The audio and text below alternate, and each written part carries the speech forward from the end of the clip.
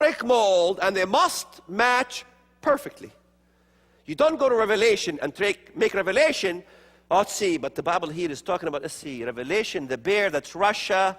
Let's make that one Russia, and let's make that one communism, and let's make that one whatever we want.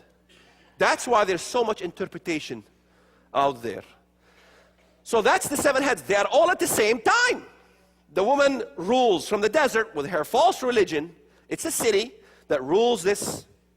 All of them, everything, all the harlotry towards these nations is coming from the desert. Now, the woman has a cup of wine in her hand. And the kings of the earth are drunk from this wine.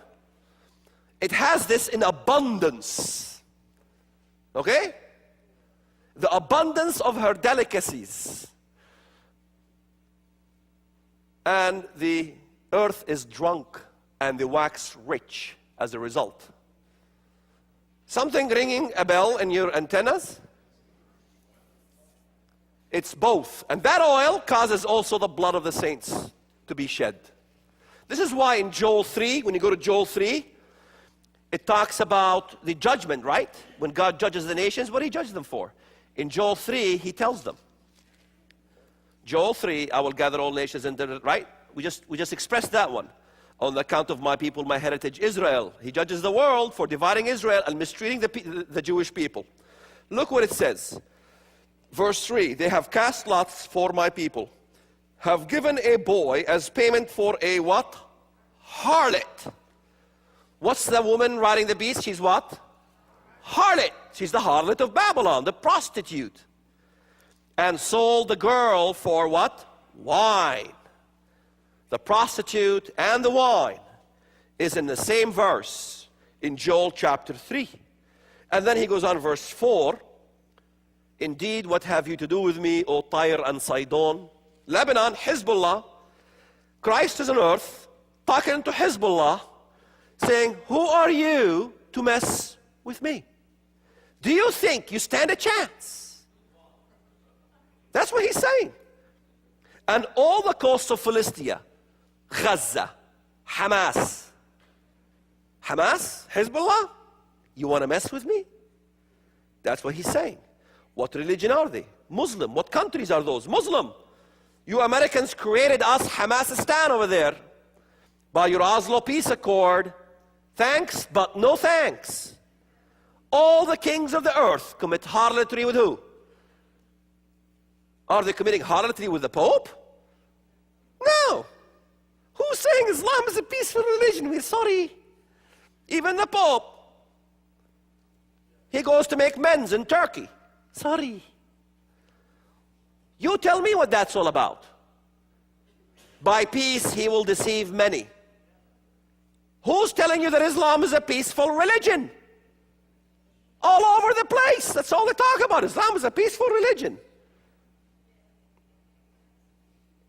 Islam was hijacked. I turned on the TV, 9/11. There were planes that were hijacked.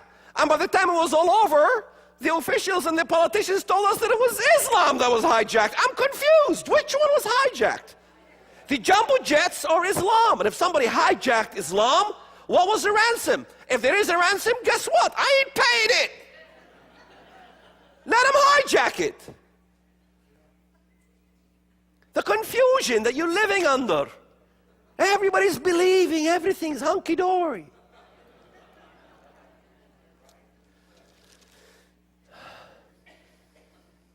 Verse 17 in Joel 3, even so you shall know that I am the Lord your God dwelling in Zion, my holy mountain. Verse 19, Egypt shall be a desolation, and Edom a desolate wilderness, because of violence against the people of Judah. Muslim, Muslim, Muslim. Look at verse 21. For I will acquit them from the guilt of the bloodshed, whom I had not acquitted, for the Lord dwells in Zion. Verse 16, the Lord also will roar from Zion and utter his voice from Jerusalem. The heavens and the earth will shake at his presence. And these countries he's fighting in every single context, every single place where Christ fights. And it's very clear that God is on earth. The nations are Muslim. Here's the confusion. Wait a minute, Walid, we have a problem. Because the feet are iron, and that's the Roman Empire. Well, yes, it's the Roman Empire. But what part of the Roman Empire is the Bible talking about? So the question is, the coming entity that is going to come and wreak havoc on the earth, is it a revival of an Egyptian empire? Yes. Yes. Not no. Is it a revival of an Assyrian empire? Yes. Is it a revival of a Babylonian empire? Yes. Is it a revival of the Persian empire? Yes. Grecian? Yes. Roman? Yes. Now, we got to the 6th Rome, right? Who's the 7th?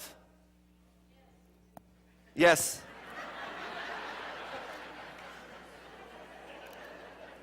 Who is the 7th? 5 have fallen. Look at that. In chapter 17 of Revelation, there are also 7 kings. 5 have fallen, verse 10. 1 is, the other has not yet come. There's a number 7 here. Who's number 7? You remember we talked about the star? You know, Satan is as a star that fell from heaven, an asteroid. You know, in Acts chapter 9, it talks about asteroid worship. What is the black stone? An asteroid that fell from the skies. And in Acts chapter 19, it talks about, to the believers, it says, do not worship Artemis and her image that fell from heaven, from Zeus. And that was an asteroid, literally an asteroid, a black stone that they worshipped in Ephesus in Turkey.